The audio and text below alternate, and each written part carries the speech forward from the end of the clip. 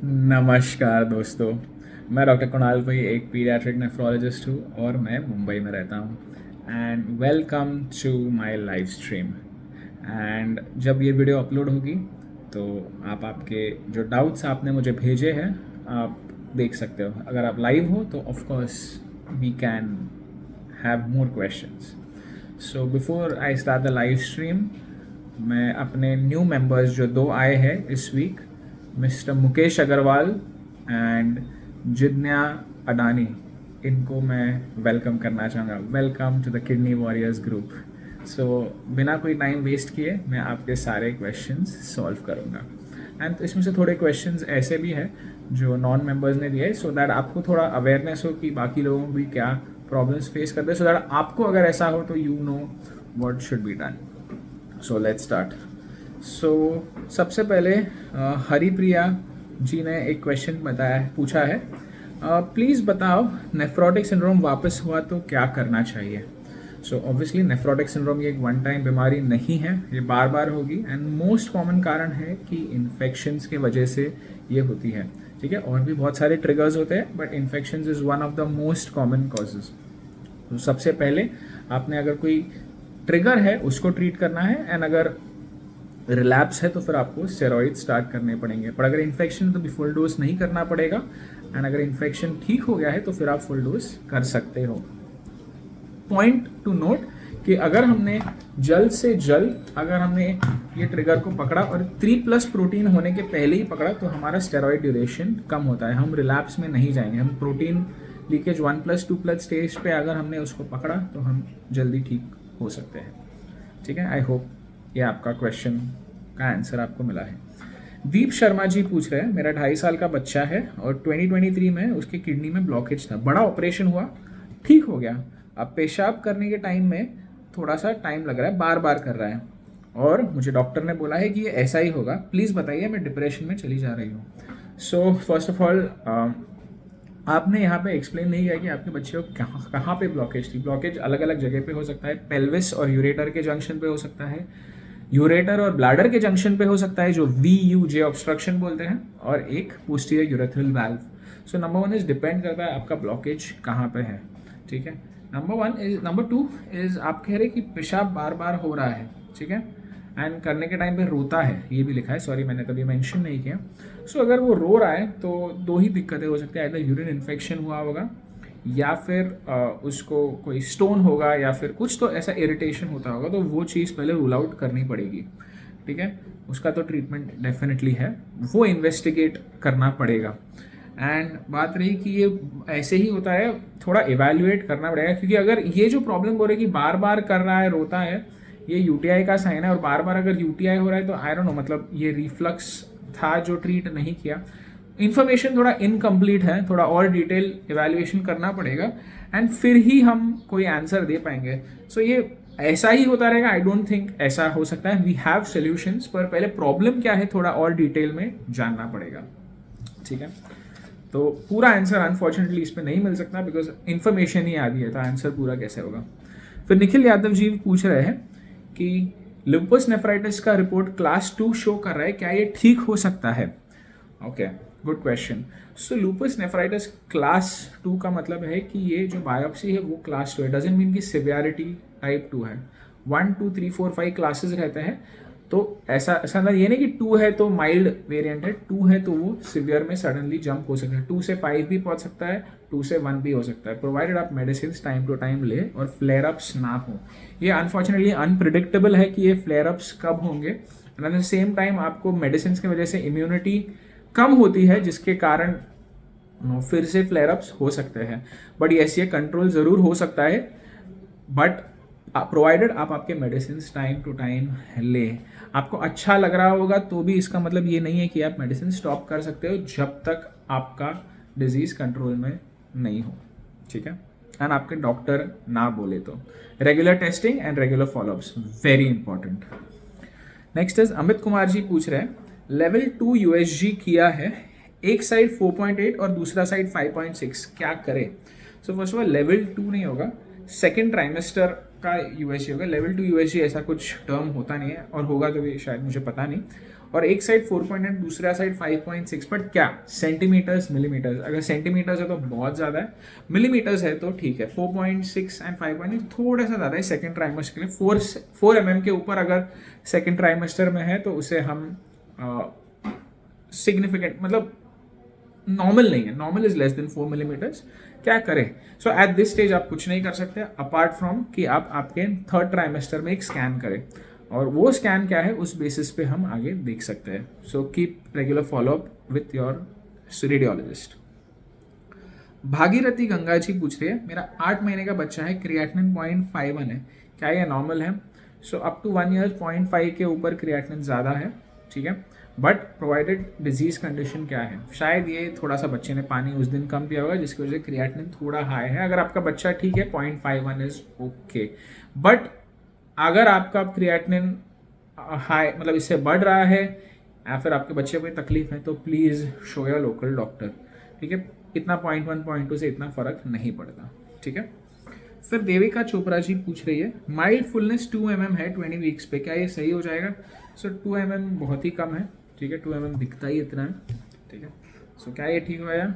I don't think ये ठीक होने के लिए कुछ अबनॉर्मल होना चाहिए, तो ये नॉर्मल ही है, but yes please regular scans करते रहिए।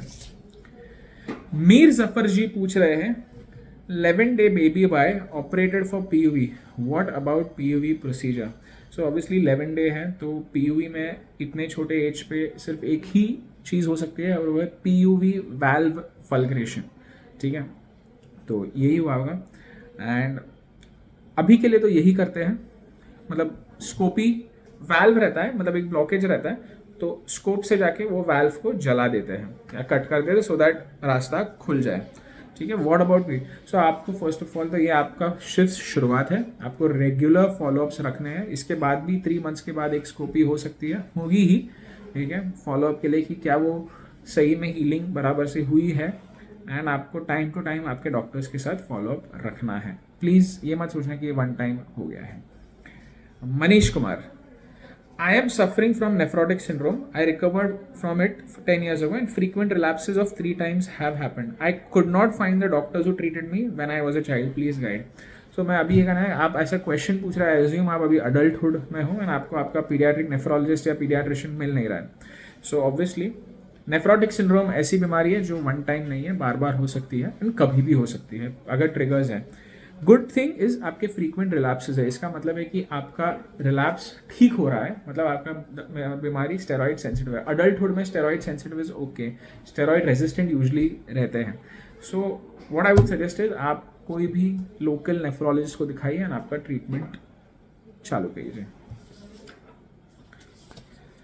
यही क्वेश्चंस आए थे मुझे, सो इस वीक में यही क्वेश्चंस, पर मैं एक इंसिडेंट आपसे शेयर करना चाहूँगा ये वीक में, जो आपको थोड़ा अलर्ट रखे कि मतलब किडनी डिजीज़ कैसे प्रेजेंट होते हैं। सो ये 3 दिन पहले की बात है, तो मेरे पास एक लड़की आई थी, बट उसका बैक स्टोरी ज़्यादा इंपॉर्टेंट है, ठीक है।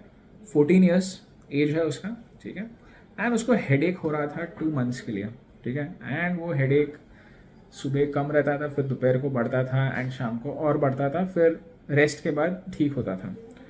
एंड ये रोज़ था, ठीक है, मतलब ऐसे भी नहीं कि कम हो रहा था। एंड शुरुआत में माइल्ड था, फिर धीरे धीरे जैसे लास्ट 2 मंथ में बढ़ने लगा। पेरेंट्स को लगा कि ये फ़ोन पे बहुत ज़्यादा टाइम रील्स देख रही है, इंस्टाग्राम, फेसबुक, यूट्यूब, काफ़ी, फ़ोन बंद हो गया। फिर उसके बाद भी ठीक नहीं, फिर उसका टीवी बंद कर दिया। फिर पेरेंट्स को लगा कि पढ़ाई बहुत ज़्यादा करी है, एग्ज़ाम्स आ रहे हैं, उसका स्ट्रेस है। सो उन्होंने बोला कि ठीक है पढ़ाई मत कर, ठीक है। लोकल डॉक्टर्स को दिखाया, उन लोग पैरासीटामोल ऐसे मेडिसिन हेडेक के लिए दे रहे, हेडेक कम होता था पर वापस आता था जब मेडिसिन का इफेक्ट कम हो जाता, बार बार ले रही थी। बट वो लोग कंफर्टेबल थे कि हेडेक कम हो रहा है, सो इट्स ओके। फिर उनको लगा कि नींद कम हो रही है, तो फिर कोशिश की कि 2 बार दिन में सोए। यूजली बच्चे लोग तो दिन में 1 ही बार सोते, बट वो 2 बार सो रही थी, but in spite of that headache persistent था। फिर एक डॉक्टर ने उनको एडवाइस किया कि आप आपका आंखों का नंबर चेक करो। Good advice. वो पर वो गए एक ऑप्टिशियन के पास, वो एक ऑफ्थैल्मर डॉक्टर के पास नहीं, वो जो चश्मे की दुकान है वहाँ पे जो बोलते हैं ना कंप्यूटराइज टेस्टिंग, वो कराए। नंबर तो नॉर्मल आया, मतलब थोड़ा सा हल्का ऊपर नीचे था, रीडिंग का ग्लासेस उसको दे दिया छोटे नंबर का। बट उसके बाद भी उसका हेडेक कम नहीं हुआ।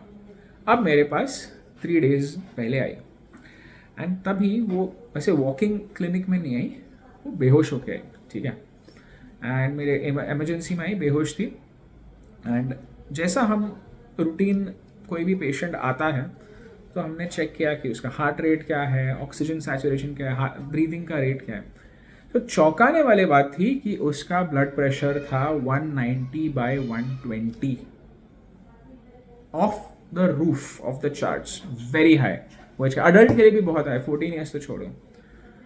उसका फिर डिटेल इन्वेस्टिगेशन हुआ, यूरिन में आया कि प्रोटीन 2+ था, पेट की सोनोग्राफी हुई, पता चला किडनीज एकदम श्रंकिन थी, छोटी हो गई थी, एंड उसको था CKD यानी क्रॉनिक किडनी डिजीज।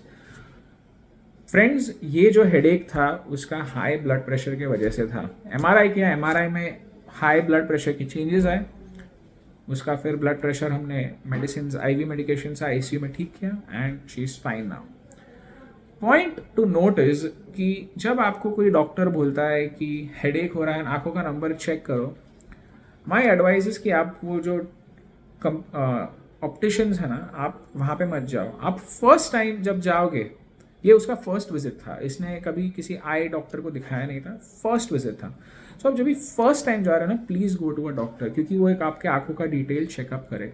यहाँ पे पॉइंट टू नोट इज कि अगर वो किसी ऑफ्थैल्मोलॉजिस्ट के पास जाती तो वो आँख में ड्रॉप्स डाल के वो प्यूपल्स को डायलेट करके आँखों के अंदर चेक करती। एंड मतलब नॉट सरप्राइजिंगली जब हमने हमारे ऑफ्थैल्मोलॉजिस्ट को उसे देखने के लिए कहा तो उसके आंखों में ऑलरेडी हाई ब्लड प्रेशर के चेंजेस थे।